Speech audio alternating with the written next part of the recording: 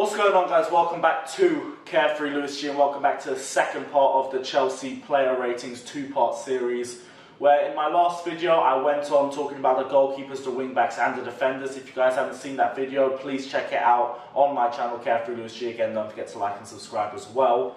But in this video we're going to be going on to the midfielders, the wingers and the strikers. Starting off with Kante, obviously the heart of our midfield.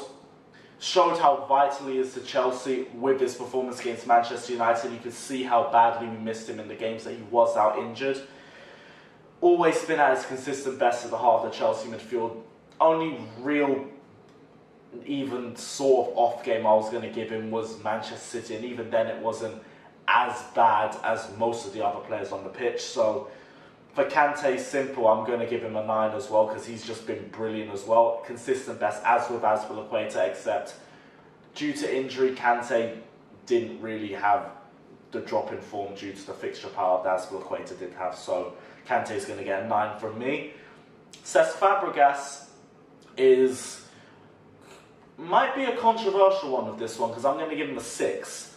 And my main reason for that is, yeah, in a two-man midfield, his lack of athleticism has shown, but I think the reason for that is simply the two-man midfield. Fabregas simply doesn't fit in that. In a three-man midfield, you can see how much better Fabregas plays in when he has Bakayoko and Kante covering him. So with that, I don't really want to give Fabregas a bad rating, simply because the poor performances are based on the formation and because Fabregas simply doesn't fit in it. So being fair on him, I'm going to give him a 6, because I don't think he's had a terrible season. I just think the formation has hindered him a little bit. Moving on to Bakayoko, who has shown that he's very good at driving the ball forward, intercepting, nicking the ball off attackers and pushing it forward. Has had his dip in form with Kante's injury because of Fabregas not being able to cover him as well as Kante would be able to. But for a start to the season, it has been pretty good, to be honest. There's not really much wrong you could say about it. So I'm going to just give him a 6. I don't think he has done much wrong, but I do think his drop in form has also been impacted by Kante's injury. Moving on to Drinkwater, who has not really seen a lot of game time with injury. He was a deadline day signing and then just got injured in training. I think he's only had one start against Everton in the Carabao Cup, and he's made 2 Premier League appearances off the bench and 1 Champions League appearance off the bench. So he played pretty decently against Everton, but again, it's just not enough to go with Drinkwater, because he's just not played enough. So I'm just gonna straight up give him a 5, because he just has not had enough game time to prove himself. By the time I do next player ratings, we're gonna have a much better idea of how Drinkwater's playing and how good or how bad he's been for the team. Going on to Ethan Ampadu, who started off the season in our development squad, but impressed so well in our academy, Conte's pulled him up into the first team, and he has been included in the first team squad. I don't know if he's made a Premier League start yet, but he has made 2 Carabao Cup appearances, 1 coming off the bench against Nottingham Forest and 1 start against Everton in the Cup. Oh, you're going to start chanting, aren't you? Ampadu, he will score a goal for you. Ampadu, he will score you 1 or 2. On his left, on his right, he will score all fucking night. Ampadu, Many months later. Ampadu, plays the This is what I have to deal with every day. on the left and on the right, scoring goals all fucking night. La la la la la la la la.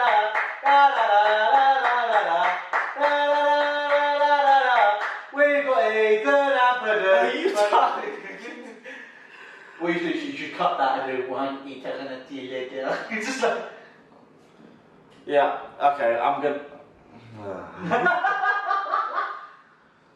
Ampadu's getting a 6, moving on. no, give him a 7. I wanted to give him a 7. Give him a 10. He's getting a 6. Give him a 10. Do you guys want him to get a 7 if you do put... No, give him a 10. Moving on. Oh, you're a dick. Moving on to the wingers now. Charlie Masunda, who has come in with very high potential to his name, and has shone against Nottingham Forest. Got his first goal for the club, was brilliant throughout the entire game, and you could see how much the goal meant to him, but he has also been frustrated with the lack of opportunities, which is why he went on Instagram and went on a bit of a rant. He did delete the post about a day later, which says he either saw the light or got a bollocking from Conte, one or the other, but was given a substitute appearance against Palace and did look like one of the better players in that awful performance. But also got given the start against Everton and didn't really impress in that game either, so Masunda's going to get a 6 for me, partly because of the lack of game time, partly because he didn't really shine against Everton in the 3 games that he played in, so I'm going to give him a 6. Moving on to a player that has been very frustrating, not just for me, but for a lot of Chelsea fans. We're moving on to Willian, who, like I said, has been very frustrating, and bar a man of the match performance against Everton at the start of the season in the Premier League, in my personal opinion, simply has not impressed. Really good at dribbling, beating players, but decision making just constantly lets him down, and it's constantly been a factor that has caused frustration. I'm going to keep saying the word, because if there's one word to describe Willian this season, it is that word: frustrating. Decision making has just let him down too much this season, and I'm going to give him a 4 because I think he can be better. I think his dribbling is brilliant, but I don't know if it's a confidence factor with him, or I've got no idea, because something is just off with him and he just doesn't look like the same player he was last season, so Willian's going to get a 4 from me. Pedro is also a player who has not replicated the same performance as last season, but he also has not been playing that badly. He's still got a good amount of goals and assists to his name, and is still the preferred choice when playing a 3-4-3. So he can't really be criticised. I will say again, his performances have not been as good as they were last season, but they've still been pretty good, so I'm going to give him a 6. Eden Hazard, the next player, you could tell how much he was missed at the start of the season after suffering an injury in international training with Belgium. Even when he came back, he did take a couple of games to settle in, but since then he has shone. He had brilliant games against Atletico Madrid, against Manchester United, and against Roma in the home game. But there was also a few off games, again the Palace game, but I could say that for a lot of players, to be honest. So Eden Hazard, I'm going to give him a 7 because he's still been very influential, and even on his off days he's been one of the better players on our side. But the only reason why I'm not pushing him up higher is because of injury and because of some games where he hasn't shown up, like the Palace game.